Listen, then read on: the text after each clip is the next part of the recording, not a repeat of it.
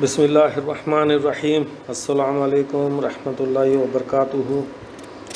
تو ہم لوگ چلتے ہیں باقیہ حصہ کی طرف۔ حضرت ہود علیہ السلام ڈسکس ہو رہا تھا۔ تو ہود علیہ السلام تمام انبیاء اکرام کی طرح اللہ کی طرف بلاتے رہے لوگوں کو، اللہ کی عبادت کرو، اس کی دعوت دیتے رہے، اور شرک سے بتوں کی عبادت سے روکتے رہے۔ اللہ کو طرف جب وہ بلاتے تھے، بولتے تھے بھائی تمام زمین آسمان کا رب جو ہے نا وہ ایک ہی ہے، پالنے والا ہے۔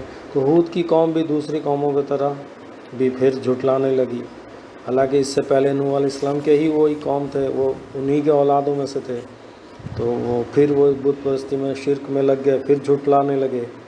تو اللہ تعالیٰ قرآن میں سورہ الاحقاف 42 نمبر سورہ آیت ہے 21-22، تو اس میں اللہ تعالیٰ کہتا ہے یاد کرو آپ کے بھائی ہود کو، جب اس نے اپنی قوم کے والوں کو احقاف کو خبردار کیا، اور اس سے پہلے اور اس کے بعد میں خبردار کرنے والے گزر چکے ہیں۔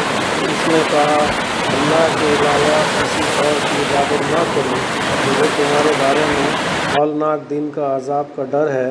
تو انہوں نے کہا کیا تو ہمارے پاس اس لیے آیا ہے کہ ہم کو ہمارے الہوں یعنی کہ جو دیوی دیوتا ہیں ان سے پھیر دے؟ اچھا تو ہم پر لے آ عذاب کہ تو ہمیں دھمکی دیتا ہے، اگر تو سچے لوگوں میں سے ہے۔ تو انہوں نے کہا عذاب لے آ۔ تو احقاف سے مراد وہ ریگستان ہے جو عرب کے مغرب میں دکشن کے میں واقع ہے۔ تو یہ کبھی ہرا بھرا یا اس میں عاد کی قوم تھی، جہاں اللہ کے دین کی دعوت لے کر ہود علیہ السلام آئے تھے، لیکن انہوں نے نبی کی دعوت کو ٹھکرا دیا، جس کی وجہ سے ان کو عذاب نے گھیر لیا۔ دیکھیے اس بارے میں قرآن کہتا ہے سورہ 51 یعنی کہ سورہ جاریات میں آیت نمبر 41، 42، 41، 42 میں کہ عاد کے قصوں میں بھی نصیحت بھری ہوئی ہے، نصیحت بھری نشانی ہے۔ اب ہم نے ان پر اجاڑ دینے والی آندھی بھیجی، وہ جس چیز پر سے بھی گزرتی اسے چورا چورا کر دیتی، یعنی کہ ایک دم بہت خطرناک قسم کا آندھی تھا جو ایک دم توڑ پھوڑ کے رکھ دیتا ہر چیز۔ تو اللہ تعالیٰ نے فرمایا سورہ القمر میں آیت نمبر 18 سے 22 تک ہے، ریفرنس کے لیے آپ لوگ چیک کر لیجئے گا۔ عاد نے بھی جھٹلایا، کیا ہے؟ قوم عاد نے بھی جھٹلایا، پھر دیکھ لو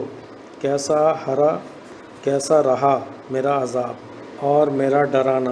تو ہم نے ان پر نحوست کے دن بہت بھیانک ہوا چلائی، وہ لوگوں کو اس طرح اکھاڑ پھینکتی تھی مانو وہ کھجور کے اکھڑے ہوئے تنے ہیں، جو کھجور کے اکھڑے ہوئے جیسا تنا اکھڑ کے گرتا ہے ویسے گر جاتے تھے۔ تو دیکھو کیسا رہا میرا عذاب اور میرا ڈراوا، اور ہم نے قرآن کو نصیحت کے لیے آسان بنا دیا ہے۔ کیا ہے کہ کوئی نصیحت حاصل کرنے والا ہے؟ تو اگر کوئی بولے تو قرآن ڈیفیکلٹ ہے، یعنی کہ گویا وہ کفر کر رہا ہے۔ قرآن اللہ نے نصیحت کے لیے ہمیشہ آسان کیا ہے۔ ہاں اگر اس میں احکامات فتویٰ لکھا، فتاویٰ یہ سب نکالنا ہے تو پھر آدمی کو پوری زندگی دینی پڑے گی، پورا اس کے پیچھے ڈیپ ریسرچ کرنا ہے تو اس کے لیے پوری زندگی دینی پڑے گی، جیسا بڑے بڑے علماء اکرام دیے۔ ادروائز آسان کرنا، نصیحت حاصل کرنے کے لیے اور سمجھنے کے لیے قرآن بہت ہی آسان ہے، بھلے ہی عربی لینگویج میں ہے۔ جو آپ لوگ اگر پڑھنا، سب لوگ اگر پڑھنا شروع کریں تو ہی یہ پتہ چلے گا۔ اور پڑھنے کے درمیان ہم نے اپنے استاد سے پوچھا کہ قرآن سمجھنے کے لیے جو عربی چاہیے، عربی سیکھنی چاہیے، وہ کس لیول کی عربی ہونی چاہیے، کس لیول کی؟ تو انہوں نے کہا دیکھو قرآن اچھے طرح سے سمجھنے کے لیے گریجویشن لیول کی عربی چاہیے۔ تو اگر ایک بندے کو قرآن اچھے طرح سے ڈیپ سمجھنا ہے تو گریجویشن لیول کی عربی کرے اور ڈیپ طریقے سے قرآن سمجھے۔ لیکن اگر احکامات مطلب پڑھنا ہے بیسک لیول کا، تو بیسک اور ڈپلومہ لیول کا بھی آدمی عربی حاصل کر لے تو بیسک قرآن اپنے نصیحت حاصل کرنے کے لیے، عمل کرنے کے لیے سمجھ ضرور جائے گا، لیکن عربی ضرور سیکھے۔ جو یہ کہے کہ عربی کے بغیر میں قرآن، ٹھیک ہے وہ نیک تو بن سکتا ہے، کچھ چیزوں پہ عمل تو کر سکتا ہے، لیکن قرآن کو اچھی طرح سمجھنا ہے تو کم سے کم بیسک سرٹیفکیٹ یا ڈپلومہ لیول کی عربی ہونی چاہیے۔ جو میں آپ سب لوگوں سے گزارش کرتا ہوں کہ عربی ایز اے لینگویج سیکھیے، بہت ڈیفیکلٹ نہیں ہے۔ اگر آپ کوئی masters P H D level کی عربی کرنا چاہیں گے تو ڈیفیکلٹ ہے، بیسک لیول کی عربی ڈیفیکلٹ بالکل نہیں ہے، بہت انٹرسٹنگ ہے۔ میں خود گرامر وغیرہ اوائڈ کرتا تھا، لیکن بعد میں میرے لیے جب میں نے عربی سیکھی تو میں گرامر پہ جو ہے نا انٹرسٹ لینے لگا میں گرامر میں۔ تو چلتے ہیں پھر سورہ نمبر 69 سورہ حاقہ آیت نمبر 6 سے 8 کیا کہتا ہے؟ رہے عاد تو وہ ایک بڑی طوفانی آندھی کے ذریعے تباہ کر دیے گئے، جسے ان پر 7 رات اور 8 دن تک چلائے رکھا، جس میں ان کا سب کچھ تہس نہس ہو گیا۔ بس دیکھو وہ لوگ اس میں ڈھیر ہو گئے جیسے کھجوروں کے کھوکھلے تنے ہوں، کیا اب ان میں سے کوئی باقی دکھائی دیتا ہے؟ دیکھیے قوم عاد میں جو عذاب ہے آج بھی کوئی باقی کچھ بھی دکھائی نہیں دیتا ہے۔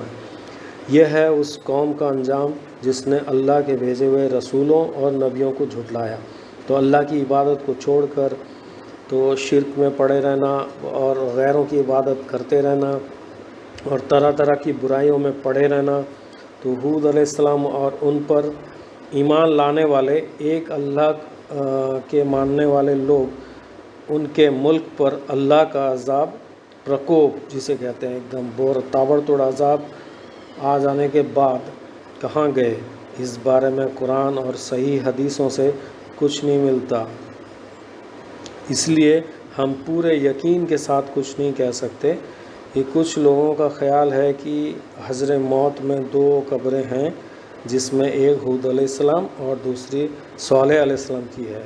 تو کچھ لوگوں کا خیال ہے کہ ہود علیہ السلام بھی دوسرے نبیوں کے طرح مکہ چلے گئے اور وہیں ان کا انتقال ہو گیا، لیکن کسی صحیح حدیث سے ان کی سند نہیں ملتی۔ جو آج کے لیے ٹاپک اتنا ختم ہوا ہود علیہ السلام۔ انشاءاللہ ملتے ہیں اگلے ٹاپک میں، ہم ملیں گے اگلے ٹاپک میں، ہم حضرت صالح علیہ السلام کو ڈسکس کریں گے انشاءاللہ۔ تو آج کے لیے اتنا ہی، جزاک اللہ خیر۔